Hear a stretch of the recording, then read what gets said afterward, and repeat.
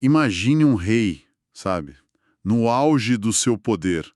Ele sonhou, planejou e juntou uma fortuna que hoje seria de bilhões, para construir um dos templos mais famosos da história. Ele tinha tudo. Tinha a visão, o poder, os recursos. Mas bem na hora de colocar a primeira pedra, ele ouve um não direto de Deus. Essa é a história por trás da história que a gente vai mergulhar hoje. Sejam bem-vindos. Hoje, o nosso foco é o capítulo 22 do primeiro livro de Crônicas.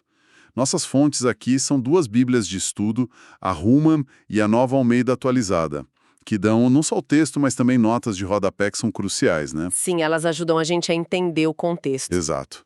E nossa missão aqui é desvendar os bastidores da construção do Templo de Jerusalém.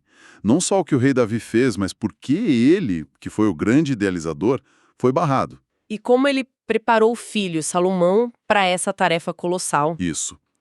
E o que isso tudo nos diz sobre legado, sobre poder e, talvez, sobre a arte de saber sair de cena? E a gente já começa no meio da ação. O capítulo não começa do nada, né?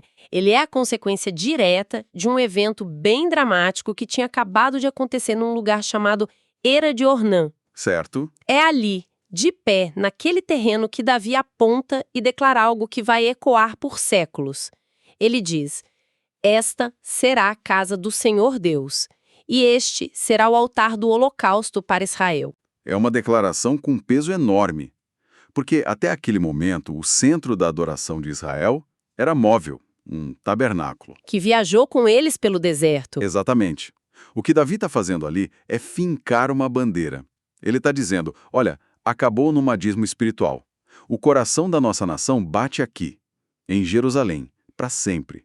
É um ato que transforma a cidade, né? Transforma totalmente. De capital política para epicentro espiritual definitivo. Ele está solidificando uma identidade nacional em torno de um único lugar.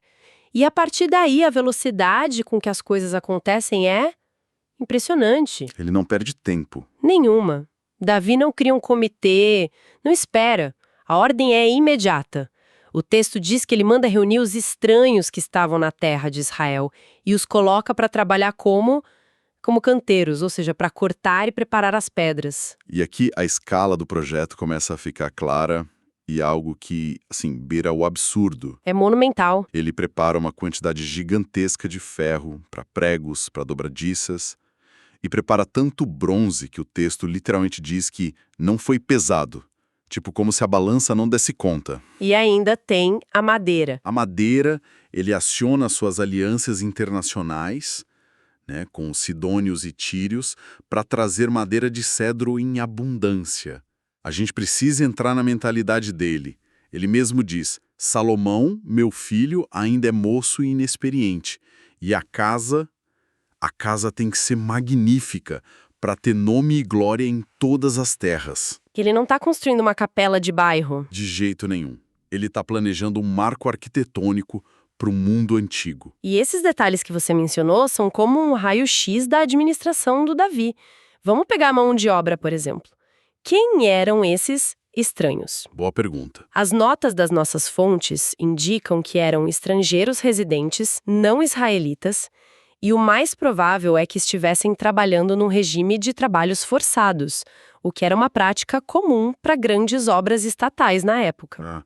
Isso muda um pouco a imagem, não é? Não é uma história simples de voluntários entusiasmados. Pois é uma operação de Estado com toda a complexidade e talvez a dureza que isso implica. Entendi. Precisamente, e isso nos leva à figura do próprio Davi. A gente conhece ele como o poeta, o guerreiro, o músico. Mas o que vemos aqui não é só um rei piedoso, é um verdadeiro CEO rei. Um CEO rei, gostei. É isso. Davi está executando um plano de infraestrutura massivo, com gestão de cadeia de suprimentos, com política externa. O templo é tanto um projeto de fé quanto a maior obra de engenharia e unificação que o reino já tinha visto. Ele se revela um administrador extraordinário. Toda essa logística é fascinante, mas parece que a gente está falando de um projeto de engenharia, onde entra a parte humana, a paixão pessoal de Davi por trás de tudo isso. Porque, no fundo, esse era o sonho dele, certo? Esse é o ponto crucial. E o texto nos leva para dentro dessa conversa íntima. Davi chama Salomão de lado e a cena de uma vulnerabilidade tremenda, sabe? Ele abre o coração e diz: Meu filho, tive no meu coração o propósito de edificar uma casa ao nome do Senhor, meu Deus. A gente sente o peso desse desejo. E logo em seguida veio o balde de água fria. Ele conta a Salomão a resposta que recebeu de Deus. Porém, a mim veio a palavra do Senhor dizendo: Você derramou muito sangue e fez grandes guerras. Não edificará uma casa ao meu nome. É uma clareza brutal. É brutal, mas espera aí. Davi, o homem que construiu um reino do nada, ele simplesmente aceita um não de Deus para o projeto da vida dele. É difícil imaginar que ele não sentiu uma frustração gigantesca. Onde está a luta interna dele? Essa é uma pergunta excelente, porque o texto não mostra a raiva, mas a gente pode inferir o impacto. A aceitação de Davi revela algo sobre a maturidade da fé dele, sabe? Ele não é mais o jovem impetuoso. Ele entende que existe uma lógica divina que transcende o desejo pessoal dele. E a razão que Deus dá é profundamente simbólica. O templo deveria ser uma casa de paz. Sua construção não poderia ser liderada por um homem de guerras. As mãos que construiriam a Casa da Paz não poderiam ser as mesmas que derramaram tanto sangue. Mas essa justificativa não soa quase como uma desculpa. Davi não estava lutando as guerras de Deus. Ele fez o trabalho sujo para que a paz pudesse existir, não? É uma perspectiva válida e a teologia por trás disso é sutil. Veja bem, não se trata de uma punição por Davi ter pecado ao guerrear. As guerras dele, em sua maioria, são vistas como legítimas. A questão é simbólica. É sobre adequação para a tarefa? Exatamente. É como dizer que o general que venceu a guerra não é necessariamente a pessoa certa para assinar o Tratado de Paz. São papéis diferentes. Deus está marcando uma transição de eras. Davi foi o homem da conquista. O construtor do templo precisava ser um homem da paz. E aí entra Salomão. Exatamente. O nome dele em hebraico, Shlomo, vem direto da palavra shalom, paz. Deus promete a Davi: o seu nome será Salomão, e eu darei paz e tranquilidade a Israel nos seus dias. Ele será um homem de descanso. Então a construção do templo marca uma nova identidade nacional. É isso. É o fim da era da guerra e o começo de uma era de estabilidade, de cultura. Davi criou o reino. Salomão iria consolidá-lo em paz. E a reação de Davi a isso me impressiona. Em vez de amargura, ele canaliza toda a energia dele para se tornar o maior facilitador que Salomão poderia ter. Ele não só passa o bastão, ele entrega um plano de projeto completo. Com tudo. Financiamento, materiais, equipe.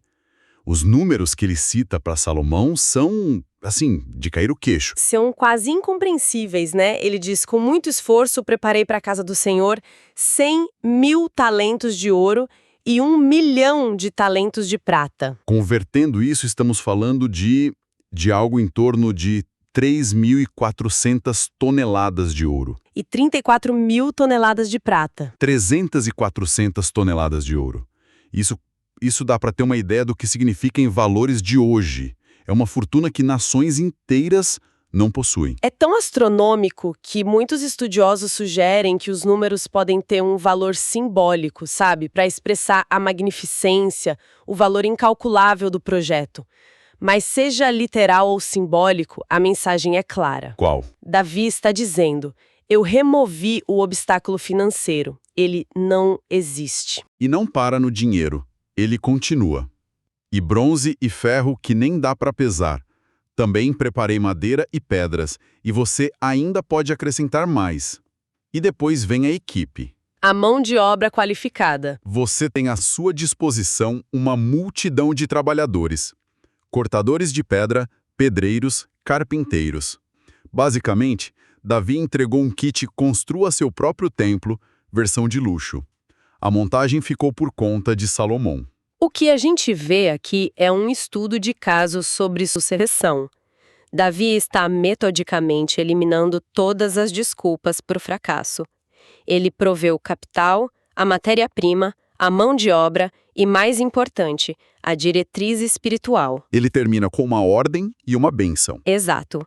Agora levante-se e mãos à obra, e que o Senhor esteja com você. É uma forma de ver. Outra seria que ele está, talvez, controlando o projeto do além-túmulo, deixando pouquíssimo espaço para a visão do próprio Salomão. É uma sucessão perfeita ou é um microgerenciamento póstumo? Essa é a tensão de qualquer grande processo de sucessão, e o texto permite essa dupla leitura. Por um lado, é um ato de generosidade e sabedoria supremas. Davi sabe que Salomão é jovem e que um projeto dessa magnitude poderia esmagá-lo. Ele está dando a melhor chance possível de sucesso. Exato. Por outro lado, a visão é inteiramente de Davi. O projeto, o design, os materiais, tudo foi definido por ele. Salomão é, em grande parte, um executor. Mas a genialidade de Davi está em conectar o sucesso da execução à fidelidade de Salomão a Deus. Ah, isso é chave. É crucial. Ele diz: seja forte e corajoso. Tenha o cuidado de cumprir os estatutos, assim você prosperará.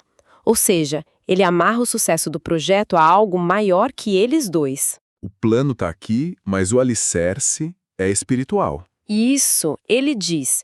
O verdadeiro alicerce do seu sucesso é a sua obediência à lei. Isso dá a Salomão a sua própria responsabilidade, o seu campo de atuação. A fidelidade. Mas Davi, como estrategista que era, sabia que mesmo com Salomão preparado, um projeto desse tamanho não podia ser só da família real, precisava do apoio da nação. Sem dúvida. Sem o bain da elite política, estaria fadado ao fracasso. Seria visto como um projeto de vaidade do novo rei. Então ele faz sua última grande jogada política. Ele convoca os líderes de Israel. Todos eles. E o discurso dele é muito inteligente. Ele não chega pedindo apoio. Ele começa pintando um quadro da situação favorável. Ele diz: por acaso o Senhor não está com vocês e não lhes deu ele paz por todos os lados? Ele está dizendo, nós vencemos. Exato. Pessoal, olhem ao redor. As guerras acabaram. A pergunta agora é, o que faremos com esta paz que Deus nos deu? É um enquadramento brilhante. Ele cria um senso de oportunidade e de responsabilidade compartilhada.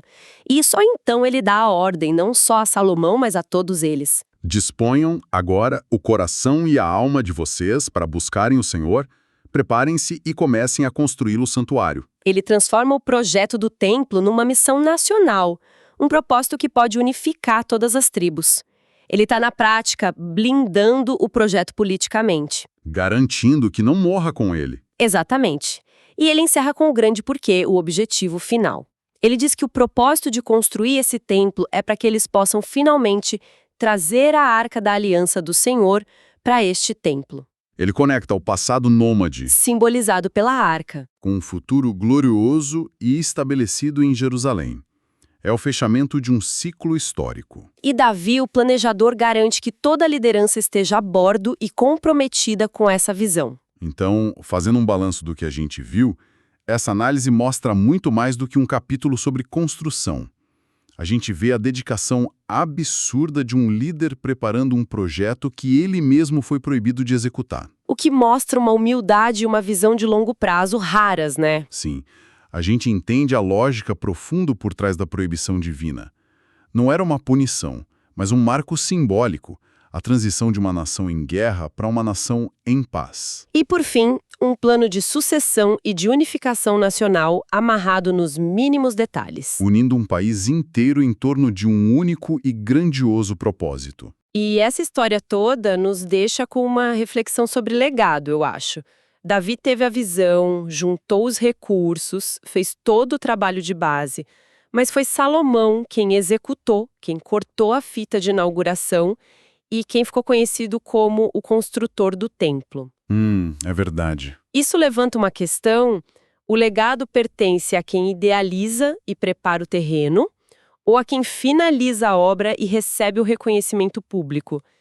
E quantas das grandes realizações da nossa história, na ciência, na arte, dependem de figuras como Davi, cujas contribuições fundamentais, aquele trabalho pesado e invisível de preparação, acabam ficando nos bastidores, longe dos holofotes?